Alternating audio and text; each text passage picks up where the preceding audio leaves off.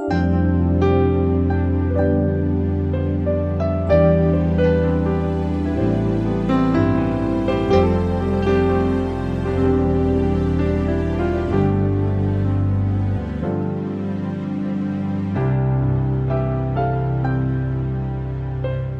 pagi Ibu, Bapak, dan saudara-saudara yang mengasihi dan dikasihi Tuhan Yesus Kristus. Pagi ini kita berjumpa lagi dalam sapaan dan renungan pagi GKI Salatiga. Hari ini Jumat 16 Mei 2025 bersama saya Penatua Beni Kailola. Sebelum kita merenungkan firman Tuhan, marilah kita bersatu hati dalam doa. Tuhan, Allah Bapa kami yang bertahta di dalam kerajaan sorga, pagi ini kami kembali menghadap hadirat-Mu untuk bersyukur dan berterima kasih atas penyertaan-Mu dari malam hingga pagi hari ini. Sehingga pada pagi ini kami semua dapat bangun dalam keadaan sehat, penuh sukacita dan tidak kurang suatu apa. Tuhan, sebelum kami menjalani kehidupan dan kegiatan kami di hari ini, kami rindu untuk mendengar firman-Mu. Bukalah hati dan pikiran kami, agar kami mampu memahami firman-Mu serta kehendak-Mu bagi kami. Dalam nama Tuhan Yesus kami naikkan rasa syukur dan doa kami. Amin. Ibu, Bapak, dan saudara-saudara, tema renungan pada pagi hari ini adalah jatuh dan bangkit.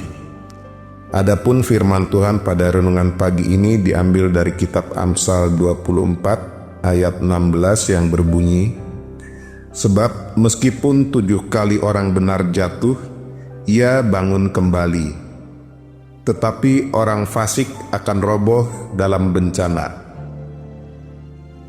Waktu saya masih kecil, salah satu mainan favorit saya adalah ular tangga, karena mainan ini bisa dimainkan bersama adik saya dan mama papa saya. Apalagi jika sedang musim hujan yang membuat saya tidak bisa bermain di halaman rumah, maka ular tangga ini adalah permainan seru yang bisa dimainkan di dalam rumah. Bagi saya dulu, permainan ini sangat sederhana tetapi cukup menegangkan sekaligus kompetitif. Karena setiap pemain berlomba ingin menjadi yang pertama mencapai garis finish. Saya sangat senang kalau mendapat tangga, yang berarti bisa dengan cepat naik ke atas dan mendekati finish. Namun sangat sedih dan kecewa ketika harus terkena ular, yang artinya harus turun dan tertinggal. Ada pesan moral yang sangat bagus dari permainan ular tangga ini, yaitu tentang kegigihan dan pantang menyerah. Berapa kali pun kita jatuh dan merosot turun, kita harus tetap melanjutkan permainan hingga selesai. Bahkan ketika tinggal sedikit lagi mencapai finish, tetapi karena terkena ular, maka harus melorot lagi ke bawah. Maka kita harus tetap bangkit dan menyelesaikan permainan. Sangat kecewa memang jika harus mengalami hal itu.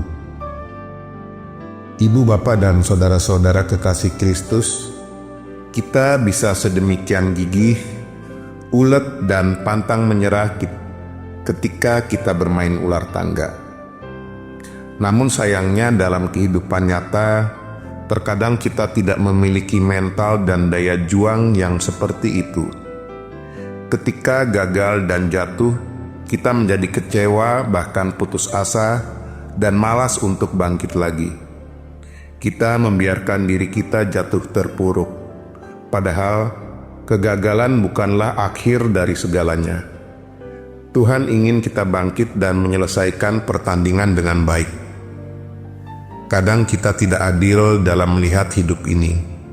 Kita hanya melihat ularnya saja, yaitu kegagalan demi kegagalan yang terjadi dalam hidup kita.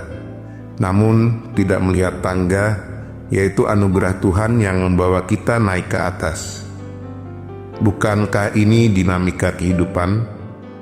Ada saat kita terjatuh dan turun, tapi ada waktunya kita bangkit dan melesat naik ke atas. Kalaupun harus jatuh dan mengalami pahitnya hidup, ingatlah Amsal 24 ayat 16. Jangan pernah menyerah. Demikian renungan pagi ini, mari kita berdoa. Tuhan Yesus, kami bersyukur atas segala berkat dan kasih anugerah yang Engkau limpahkan dalam kehidupan kami hari demi hari. Tuntun dan pegang tangan kami ya Tuhan, agar kami tidak mudah menyerah saat kegagalan datang.